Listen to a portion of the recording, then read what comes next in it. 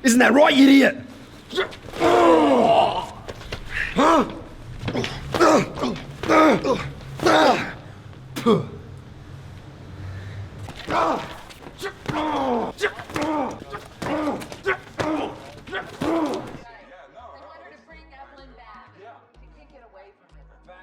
Oh, God, I took an absolute beating tonight. Where were you? Where were you? I was asleep, and then you called me and you woke me up, and now we're here. Getting beat up on repeat just made me feel like, you know what, that's... CrystalFissure, it's 4 in the morning. What are we doing here? It's 4 in the morning, but you know what? We need to talk, okay? We need to talk about a lot of stuff. What? We're gonna do that.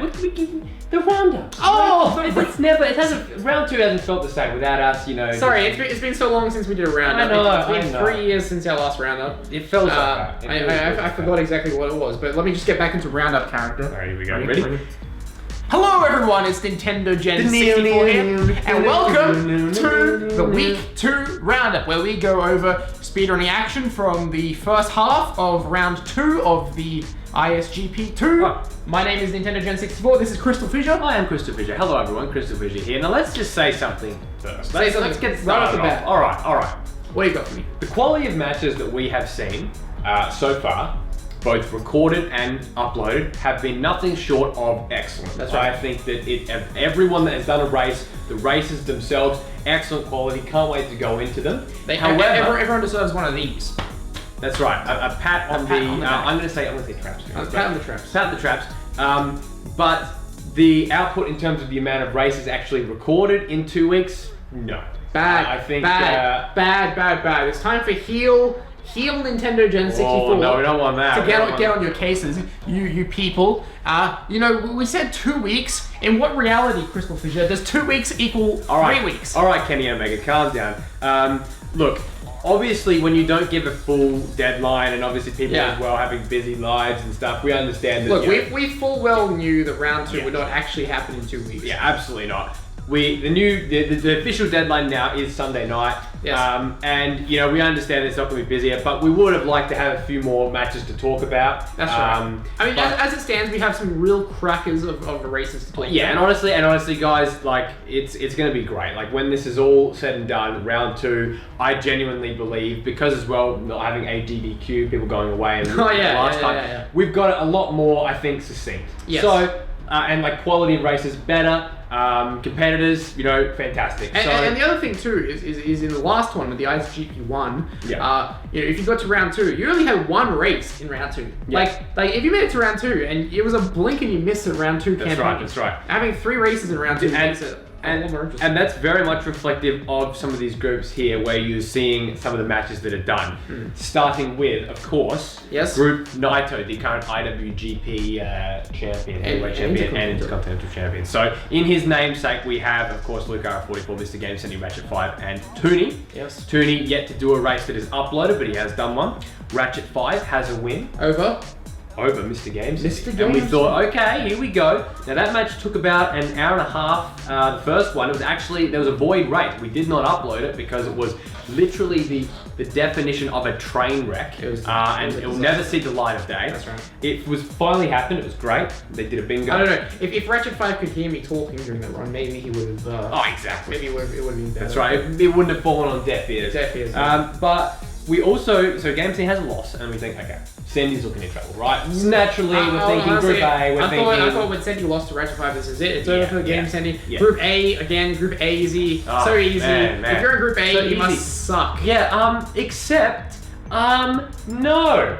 Because Mr. Game Sandy beats the top of my former group, Group C. Beats him in a Game Sandy Wheel of Fortune run in Spyro 3. Wow, Game Sandy, not so easy anymore, huh? No. In fact, Game Sandy should be insulted that people are calling Group A easy, because Game Sandy proved why, you know, he came second in Group A. And let me just, that goes into a point later on about round 3 about the way that these groups have been perceived. I know personally there was stuff talking about the old Group B. Remember Group B from ISGP1? And there was some slander there, and I thought, you know, some of the Group B members arced up, and you know what? It's right. Defend your group, because you know what? Everyone that competes and can make it in the top 4 deserves to be there, and even the top 5, top 6. You know, we've got some fantastic competitors, but that basically leaves Group even Naito very much open still. Yeah, so Group Naito, with Game Cindy beating Luke and Toonie not having any of his races uploaded yet. Complete. It makes Group Naito complete unpredictable. I'm probably going to go now that Ratchet 5 has left to race Luke. I think Luke could still potentially pull it out over Ratchet 5, so maybe this Game Cindy win will mean nothing in the grand scheme of things. I don't know. That's fine. But yeah, really interesting to see. Now, Group Okada has only got 2 races done this week. Yep, that's right. And yeah, obviously more runs to come from them as well. We have a really good match with Toto versus Charm Sky. Fantastic match. And, you know, Charm Sky, shout out as well. It's a classic example of nerves in runs, which we'll talk about later as well. Nerds? You only know nerd? Nerves. Oh, with nerves. the E, like the thing you catch. Yeah, I was the nerves that you catch. Charm Sky's not a nerd. Well, I think she's probably a self-professed nerd, which is a good. Being a nerd's cool. She's a geek. Not a nerd. That's an insult. That's an insult. All right, so. She pulls out board proxy, which is basically where you use the board to proxy up and skip it into, you know, the... Look, I can only do it once every 250 Yeah, I can do it maybe once every 512 attempts. She does it perfectly, incredible, keeps her in the game, but then fails the Sergeant Bird getting into there, which is such an easy trick. And that just points out that, you know, it's very nerve-wracking in round 2. You know, especially if you drop your first run, as you say this, if you drop your first run, then, you know, your second run, it's almost must win. It's not entirely, but it's almost must win. Yeah, honestly, if you want your results within your hands, if you want to control your own destiny, you have to win at least 2 races. That's right. If you lose 2 races, you're almost guaranteed out of the tournament. That's right. And she beat Medi Excalibur 2012, so she clawed that precious win. So now it really, I think, would come down to... Desert Monkey inconspicuously absent from here as a server mod. We need him to get those matches uploaded. I don't know, he's probably spending too much time with Spyro Edit Online, I think. Yes. Get off that and get doing your races, Mr. Desert Monkey JK. That's right. So again, another group that is sort of, no real result. Yeah, Group Okada, you know... we don't know. We don't know. Group Omega has had a very, very, very devastating result as... Are you ready for this? Mr. World Speedrunning Champion himself, Muddy Maestro, is the Kongo's destroyer. He beat us. He beat you, he beat me. And let me say that I bloody hope that he's the only Kongo's destroyer in this round, because I was beaten by Gladiator. Which you were beaten by Gladiator, yes. But Muddy just absolutely...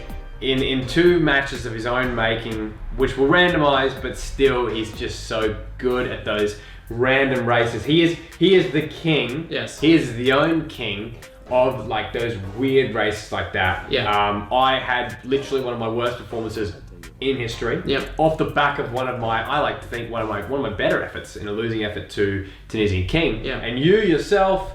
There's 25 gems, just absolutely die. You're playing catch up for the rest of the run. Yeah, and that's a psychological thing, you know. If you're behind the whole time, if you kind of, I don't know, if it's a real difficult. Can be motivated, but in your case, you got close, but no. I got close. I was within 5 points of beating him. So that basically guarantees Muddy through. Basically guaranteed, and that was Muddy Maestro's first win against me in 7 years. That's right. Muddy Maestro and I have a best of 7 series going, which he is now 4 wins and I'm 3 wins. And he has beat me in the Crassic speedrunning title match with that one. He's beat me in an IS-10 thing. Yep. He's beat me in 2 other random tournaments. I had some of the early victories on him, but yeah, he's like the opposite of you. I just keep losing. Yeah, and Muddy Maestro, as we say, reigning and defending world speedrunning champion. That's right, very important title. I mean, it's not something like, I mean, it's not. I'm not ashamed to have lost to Muddy Maestro. No, let's put it that way. Not at all. So realistically, there's 2 matches to go. Not realistic, objectively, there is 2 matches. It is myself and you, which should be an epic. Yes. Now, what's the goal to that one? Well, we did an exhibition tag race earlier, and it was me and my partner Yogomonyo, and we defeated you and Liam, to be honest. And I decided that we would do a Spyro 2 40 orb speedrun. Yep. You know, which we've been holding off on doing because, you know, we're the hosts and we want to wait for the end of round 2 and have that be the last match of round 2 leading to round 3. At least one of the last one. Might not be at this stage. But I think at this stage we might just have to pull the trigger and do our race because a lot of people are being a bit lazy, you know, a bit preoccupied with other things to get the races done. So maybe we'll have to do it sooner rather than later. But yeah, And I have a race with Tunisian King coming up as well, Gladiator, which then- is a must-win for me. yeah, and it's a must-win for you. I need you to win because if not, then I'm out because it does not matter and it becomes a race for 3rd and 4th. Exactly. But then at this stage as well, probably, not to say that you're going to lose to Tunisian King, but at this stage it is, I think, personally, it's a race between Muddy and Tunisian King for top. Well, that's an interesting race. I mean, if Muddy beats him, he's top spot anyway. So amazing. Group Omega is very interesting still to come. Yep. And then finally, the ace, named after the ace, the namesake, Hiroshi Tanahashi. It is Group Tanahashi, and it is Daniel Davidson, Dan Deventer, MTB, and Liam. And this has been my favorite group because their work rate, their work ethic, getting these runs done has been second to none. They're a once in a century group, CrystalFissure. Honestly, just absolutely ace. And I am just the match between Daniel Davidson and Liam. Oh my god. Okay, now we shit on Liam in the first round of the ISGP because he lost to James Jones. James Jones, who had a very, very, very pathetic record. Picked up a huge win over Liam. Yeah, genuinely basically schooling him in Spyro 3. Liam looked outclassed, outwitted, outmatched, outperformed. But then, Liam came back and he lost to Daniel Davidson. Yep. But in that defeat, he looked really strong and he pulled off a lot of stuff. He made Spyro 3 runs look like the objective only way to speedrun. I want to just do that race. It was so much fun. Race to beat two of the two challenges in Harbour Speedway. And that was from a save state that I'd made earlier in the day where it's you started on 31 eggs, which is, again, another thing we want to bring up as well. I've got to even talk about this. The whole concept of starting races from later on, but doing more obscure challenges. For example, there's some stuff coming up that with harder egg challenges, harder orb challenges. Well, I want to see more of that, guys, especially for round 3, even though the time limit is going to be different. But anyway, that match was fantastic. But then Liam looks like he has probably likely eliminated himself with a loss to Dan Deventer. Yes. Now, also Daniel Davidson defeated Marcus Danta. Yeah, he did, and Danta defeated Marcus Terry Bedford. That's right. So now, Group Tanahashi is looking very interesting. Now, if MTB, correct me if I'm wrong here, if MTB can defeat Daniel Davidson and Liam, then he will create a triple threat scenario in which it'll be Danta versus Daniel Davidson versus MTB, right? Yep. And the winner, the top two will be first and second in Group Tanahashi. So that's right. Looking forward to that potential scenario. That's right. Daniel Davidson, again, another win as well against Danta. So this guy is on fire. Daniel Davidson is killing it. I would not be surprised if we see Daniel Davidson finish in the finals. Even he could win. He could win it all. It's potential. He really could win it all. And you know what? It's been impressive though. The output once again. I know that I believe the last match to be done in that one will be Liam versus MTB. So that should be very, very interesting. Yeah. Guys. As I stressed at the start of the video, the actual matches and stuff like that, and everything that's been done has been really, really good. Yeah. And of course, CrystalFissure, another big event that happened this week. Lucara44 defended his Crassic Speedrunning Championship against Eric, G4 Video 5, Grand Theft Auto 3 speedrun. He was unsuccessful, and we have a brand new Crassic Speedrunning Champion. In fact, the guy who was the first Crassic Speedrunning Champion. Back to reclaim his throne, if you will. Yep, Eric is back after his two-year odyssey. We have G4 Video 5, current Crassic Speedrunning Champion. At the end of this video, CrystalFissure will announce the next champion. As they say in the wrestling world, he traveled the world honing his craft, apparently at GTA, which we all know he's really damn good at. So fantastic congratulations to Eric there. And there will be another challenger even before the whole Crassic League stuff, which we'll talk about at the end here. There is going to be another challenger. Yes, exactly. You've obviously stepped away. Yeah, CrystalFissure has made a plea that I should not have to say in the next challenger because apparently I have a vested interest in who the challenger for the title should be. Yeah, and naturally I respect that, and I think you're gonna be happy about the next competitor for sure. So let's talk about round 3, CrystalFissure. Yes. We'll talk about round 3. So there was a bit of a debate within the server this week about about round 3. A bit of a debate about like what's going to happen. You know, people asking questions, people getting, you know, rightly getting quizzical about how round 3 would work. That's right. It's important. And now, Very important. So basically, round 3 will be a single elimination round. So you know, you have a one-shot deal to make it to the grand final. Yep. And if you lose, then you're going down to the second stage of the Crassic League. And if you win, you go to the grand final. Now, basically, what's going to happen is we're going to have the top 2 seeds from each group progress to round 3. And then we will take all the first places and put them aside, and we'll do a random draw of the remaining 4 second places. And then we will do an allocation. So that's right. It'll be first versus seconds. Now, what happens if you get someone CrystalFissure that you already raced in round 1? That will stand. It will stand. And you've got you can explain it a bit better than I can.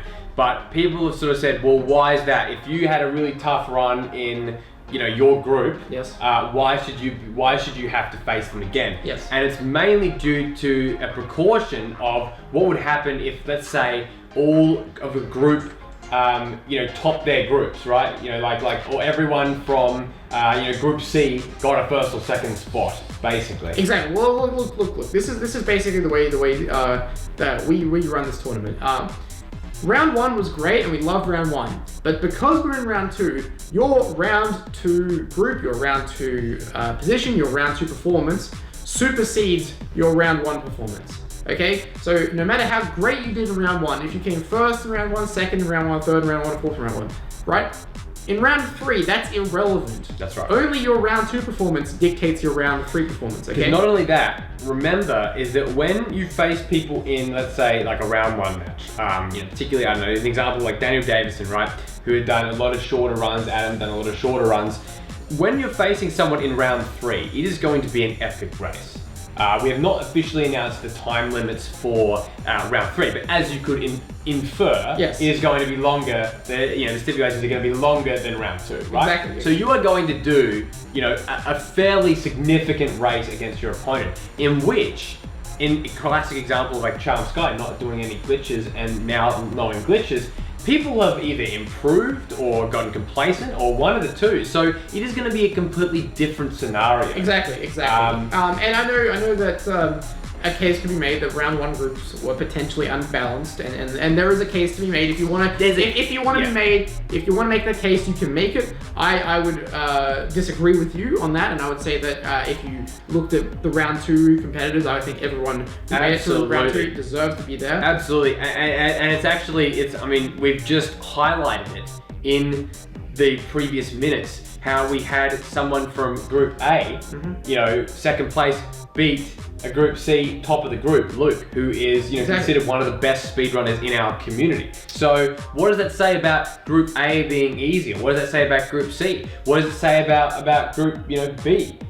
You know, all these different groups. I genuinely believe that it is kind of almost daft to go around and call like certain groups easy. I think it's actually disrespectful. I wouldn't do it. I would not do it. So anyway, what I'm saying though is, yes, you might race someone from round 1. No guarantee though. It's not a guarantee. I mean, it might not happen either way. I'm just saying the possibility is there. And who wouldn't love to see some epic rematches from round 1? That's right. Where the stakes are raised even higher. That's right. Especially if, say, for example, 2 competitors had a 20-minute race in in round 1, and then finally, both being on better placement, elimination where you're out, you had an hour race. Right? Exactly. Think about it. It's objectively going to be higher stakes, better to watch, a lot of fun. And guys, just it's about having fun, and I don't think it should be like, oh my god, I have to face someone again from round from round 1. I think the rapport should be there to want to face them again. Yeah, well, prove your worth. Get a much needed win. If you're afraid to race someone from round 1, then clearly you're not as competitive as some other people are. That's right. It's just a sign of your fighting spirit if you don't want to race people. That's right. If you're a speedrunner, CrystalFissure, you should be taking on all challenges. That's right. I agree. It's going to be fantastic. And on the brief topic as well about games, if you cannot agree on what game you're doing, we've had a couple complaints about this. If you cannot agree and you are actively refusing to do games, we'll have to step in and there'll have to be some discussion. Exactly. Because we can't have it that people are just actively turning down games because they're afraid of losing. And I hate Spyro 1, but I did it, right? And this is the thing, right? In round 2, there's been people have come to us and said, oh hey, person X and person Y can't agree on a game, and one person forced someone into doing another race. Okay, in round 2, yeah, like I get it. There's 3 races, so it's not a big deal if you have to do a race and maybe lose. Round 3, I can guarantee you, CrystalFissure, we're going to run into some scenarios in which people are going to outright refuse to race other people in certain games. Now, if that happens, right, if there is an actual impasse and you cannot decide what race you're going to do, come to us, tell us, right, and we'll do a randomization or we'll work it out some other way. A randomization, by the way, is something we've been doing a long time here in the community, where if you cannot decide on something, we'll take personal preference out of it and make it a purely luck-based decision. That's right. You don't want that. You don't want that. You'd rather make a decision between the two. You want the decision to be in your hands. Right. But in saying that, we need the conversations to be happening in a place that we can see it. We are always looking at the Discord server. We're always reading the ISGP Discord server. I read every single message posted in there, and that's really important because we, as hosts, we need to be active, even if we're not commenting on everything. We are absolutely reading everything. So if your if your communication takes place elsewhere, there's no leg to stand on at the end of the day. Exactly. I mean, if you're having race discussions outside of the server, we implore you to have them in the server. That way, if disagreements occur, there can be some level of mediation, or the other moderators can be in those chats as well and help work this out. Because we don't want people being forced to do races they don't want to do. That's right. And look, I know in places that they shouldn't be doing them. Obviously we would prefer if all ISGP relevant communication was occurring within the ISGP server. That's only appropriate, I think. And I think if you disagree with that, then so be it. But that's just the decisions of the host. So I think that's pretty much everything covered. We've got a new deadline now, so please get all your races done by this coming Sunday. Yep. That would be Sunday Australian time, but obviously, we can bleed into the Monday a bit. And then we'll do like another roundup for the total round 2 roundup. Another live stream or something. Do another live stream, and we'll reveal the matches for the first stage of the Crassic Speedrunning League. Yep. And the first the matches for round 3, which will be a much quicker deadline this time. Much quicker. Yeah. So I guess CrystalFissure, without any further ado, you want to announce the #1 contender? I do. Crassic Speedrunning Championship. I do. And look, this has been one that has been a long time coming. Okay. Right. It's been a long time. No. I trust you've made the right decision. I know I've made the right decision, and the viewers, after this, they're gonna know that I've made the right. Because in my mind, there's only one person that can possibly. Same here. In my mind, there really is only one. Oh, okay. I'm good to see we're on the same page. Exactly. So it's interesting. There's been a lot of challenges in the past. We've had different races for the tournament, for these title matches, and it only makes sense that now that G4 is indeed the new champion, the first champion, it only makes sense that we finally get to see G4 Video 5 versus his Group B competitor for ISGP1. It is Muddy Maestro! That wasn't Nintendogen64. No, it wasn't. But it was someone from Group B. He's a former champion. He's the one that got it after. He beat us in that. He beat me in the ISGP. Was it like a exhibition? Toy Story 2 run. He was a champ. He lost to Luke. Luke has obviously lost his title. So that makes total sense that it will be Muddy Maestro. So congrats, Muddy. And he's just walking out. He doesn't know what to say. He's very happy for Muddy. He's obviously extremely happy for Muddy. Thank you guys for watching. Hope you've enjoyed it. Yeah, I'll tell him that you say goodbye. And Nintendogen64 says he's signing off. Goodbye and good night. Bang.